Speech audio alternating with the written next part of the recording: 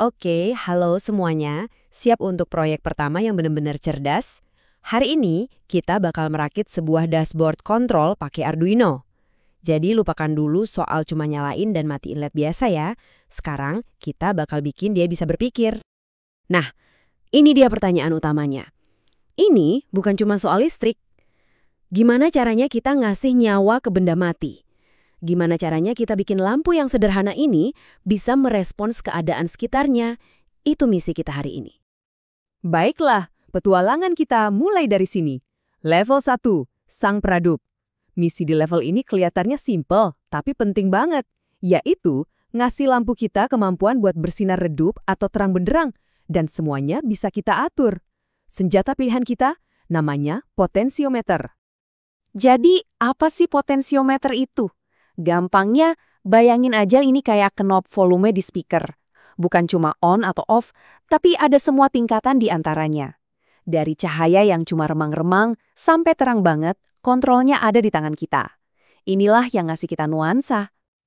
Lihat deh, simpel banget. Cuma 3 kabel.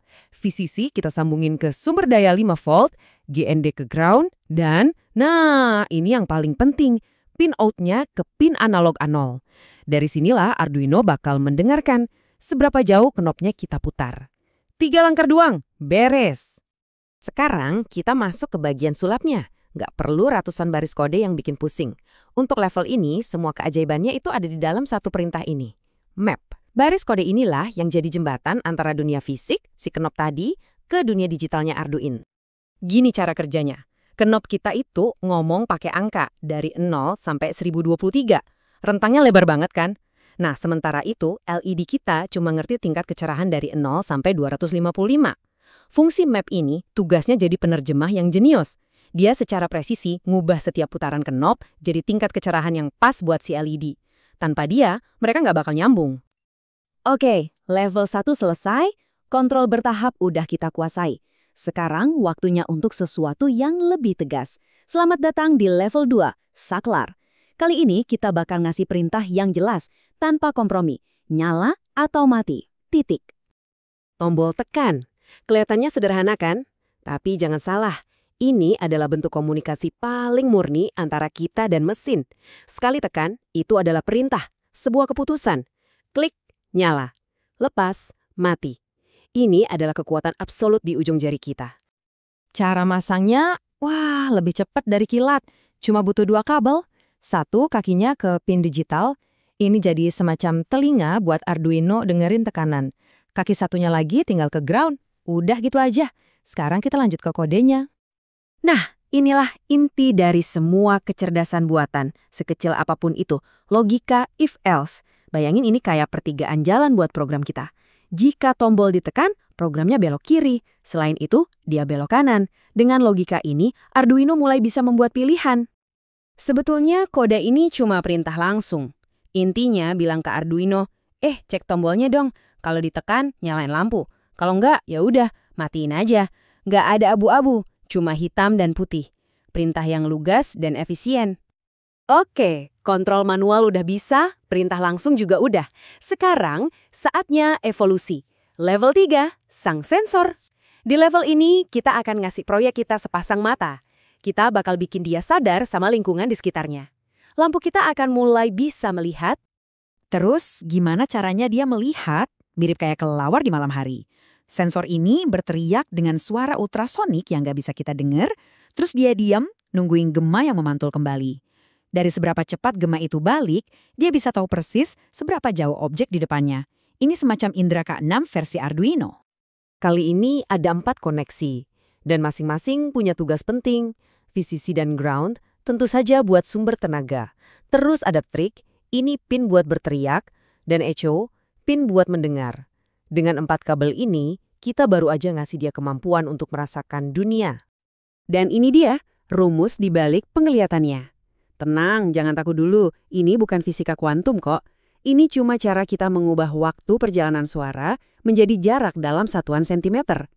Inilah logika yang mengubah gema menjadi data yang bisa kita pahami. Jadi, kode ini ngambil durasi pantulan suara, terus dihitung pakai kecepatan suara, lalu dibagi 2. karena kan suaranya pergi dan kembali. Dan voila, kita langsung dapat ukuran jarak yang presisi dalam sentimeter. Fisika sederhana yang bisa menghasilkan keajaiban. Kita udah ngelewatin 3 level, potensiometer, tombol, sensor, semuanya udah kita taklukkan. Sekarang, waktunya buat final boss. Saatnya kita gabungin semua kekuatan ini jadi satu sistem yang utuh dan cerdas. Inilah saatnya kita membangun dashboard cerdas yang sesungguhnya. Setiap sistem cerdas itu butuh aturan main. Nah, inilah hukum yang akan mengatur dashboard kita. Ada 3 lapis prioritas. Aturan pertama, tombol adalah raja. Perintahnya mutlak. Kalau rajanya diam, aturan kedua berlaku. Sensor jadi penjaga, dia bakal deteksi gerakan. Dan kalau penjaga nggak lihat apa-apa, barulah aturan ketiga mengambil alih. Si peredup jadi pengatur standarnya. Jadi, gimana logikanya bekerja di dalam kode? Pertama-tama, Arduino akan selalu nanya, apakah tombolnya lagi ditekan? Kalau jawabannya iya, maka game over. Semua input lain diabaikan, lampu langsung nyala dengan kekuatan penuh. Ini adalah perintah darurat, hak veto kita atas sistem. Tapi, kalau tombolnya nggak ditekan, programnya lanjut ke pertanyaan kedua. Sensor ngelihat sesuatu dalam jarak 15 cm nggak? Kalau jawabannya iya, nah mode otomatisnya aktif. Lampu bakal nyala buat menyambut apapun yang mendekat. Ini adalah kecerdasan proaktifnya.